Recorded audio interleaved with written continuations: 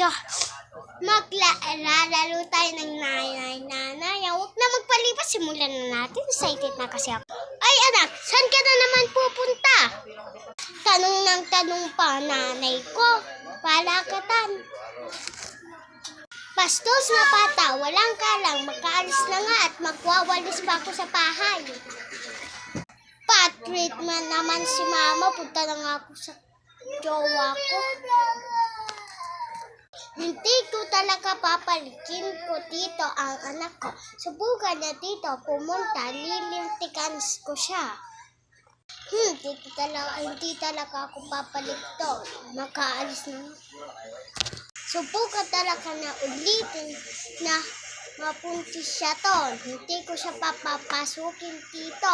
Pagpaawa siya. Ilan days?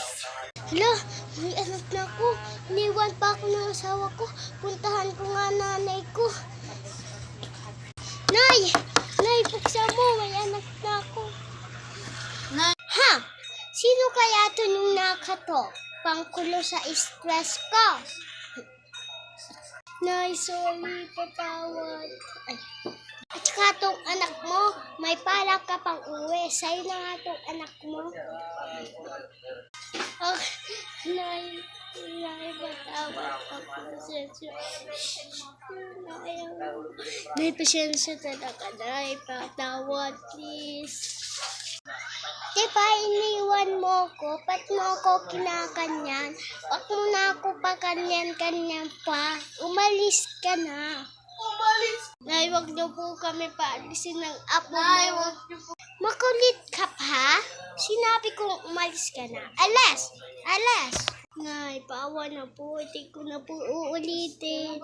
Kaya sa isang kondisyon. O, sa inyo na po. Oo, Nay, ukay kayo. Akin na muna yan, apo ko.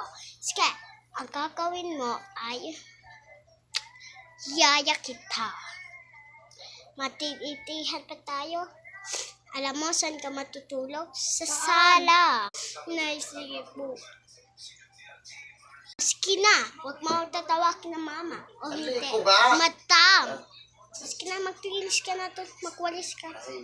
Ito na po, Nay. Ay, madam. Ano pa pong gagawin ko, madam? Sige na. Magwalis-walis ka lang doon. Ganyan pa ikaw magwalis. Sige po, inay.